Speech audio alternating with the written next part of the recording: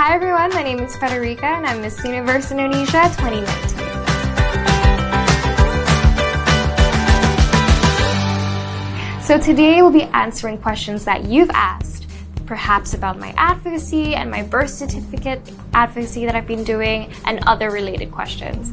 I'm not quite sure what they are, but I can't wait to get into this. So let's bring on the first question.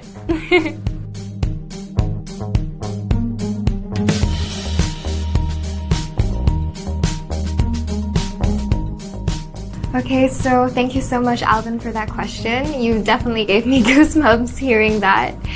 I think being Indonesia's first Miss Universe, it would definitely be a dream come true for the millions out there. But besides that, I think it goes deeper than that. Being Indonesia's first Miss Universe, it would mean that I would be able to raise importance of the current issues that Indonesia is currently facing and challenges my country is facing. And it would also allow me to show the world Indonesia's heritage and culture. And for my advocacy, I definitely think that it would give me a larger platform to speak on. Being Miss Universe, you're not a spokesperson for your country anymore. You're a spokesperson for the whole world. And my advocacy, which focuses on birth certificates, is an issue not that only doesn't happen in Indonesia, but it actually happens across the world. So yes, that would, if that answers the question for you.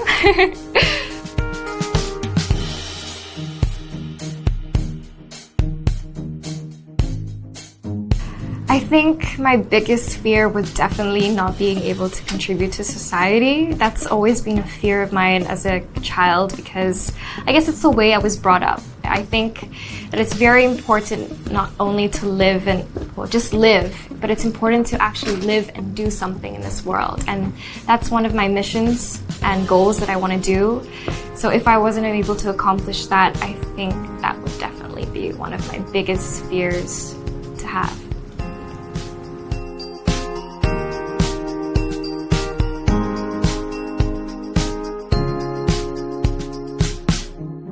Of course, well, thank you, Bimo, but I definitely think it does because Indonesia, well, majority of its population is women. There's not much of a difference, but there still is a difference.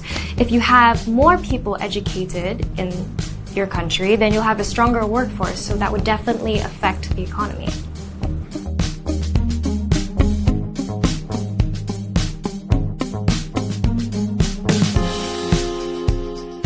So in my opinion, I definitely think that social media and the media in general has been running our beauty standards for a long time.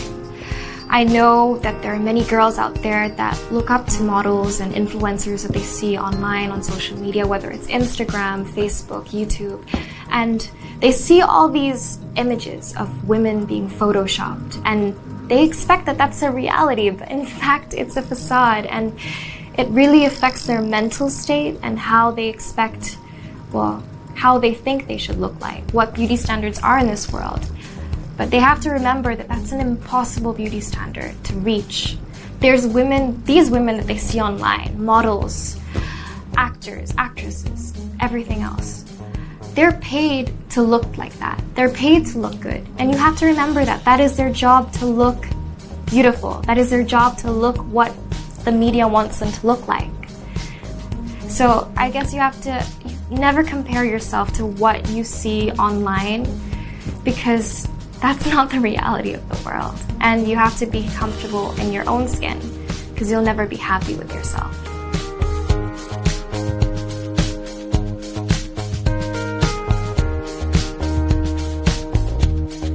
I think that's an issue that affects my country, especially in Indonesia. So, in my opinion, I don't think we should educate only the children, but we should educate the parents as well. Because how can you convince someone who's never received an education themselves the importance of sending their child to school and not have them, let's say, drop out of school and work for them? Because they have a different mentality than us. You have to understand that they're living to live for today. They're not living to live for the future. And that's something we really need to focus on, is educating the parents, not just the children.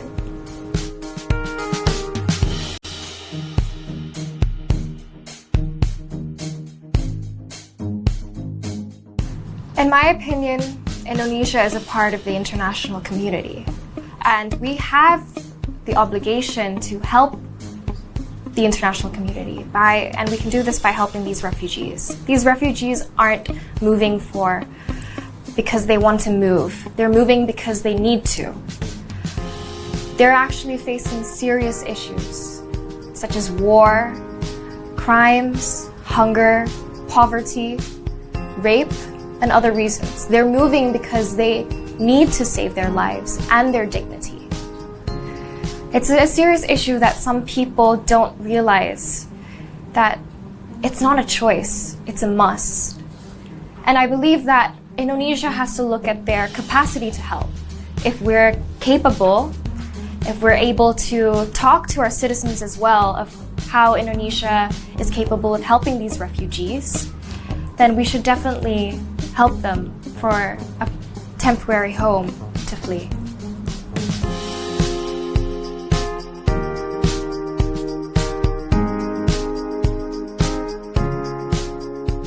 Well, I'm just going to give you a quick story flashback on why I've chosen this advocacy and how I started, because actually I started by joining an organization which focuses on children's well-being and education.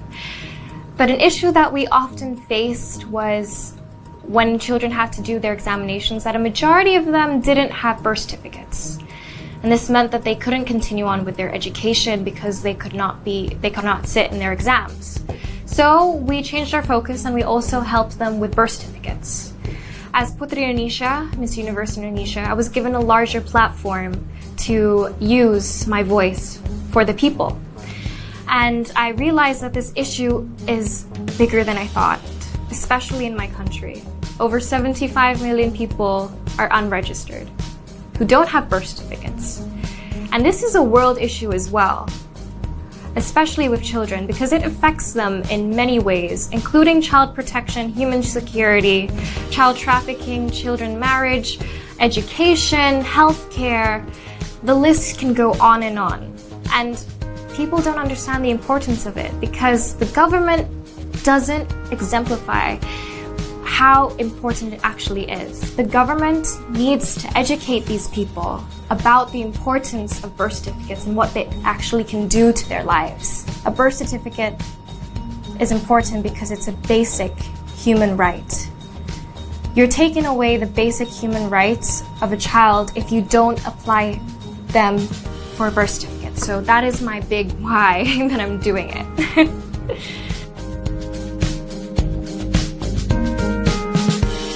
Well, definitely being Puteri Indonesia, Miss Universe Indonesia, it's given me a voice through my platform to use to raise awareness of this.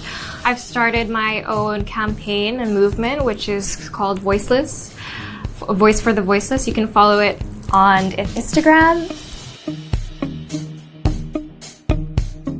So actually, I've been doing a research survey where I've been visiting the shanties across Jakarta and questioning the people on the topic of birth certificates. So asking them what's the reason why they don't have it. In the future, I'll actually be bringing to government officials and ministers for the meetings we'll have to discuss about this issue and how we will hopefully create a solution and plan to help the millions who are affected by this.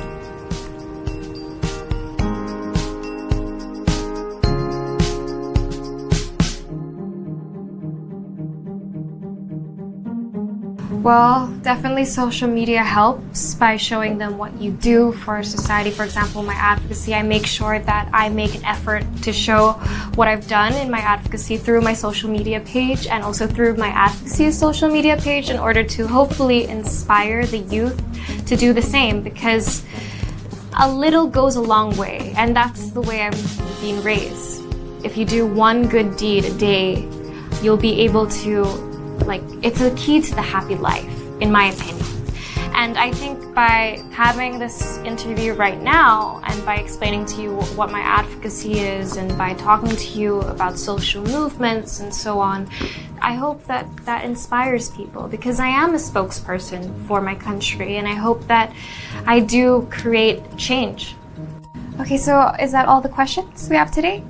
Okay, So I guess that means it's a wrap, guys. Thank you so much for asking me all the questions, and I'm so sorry for those who I didn't get the chance to answer, but I hope in the future I can.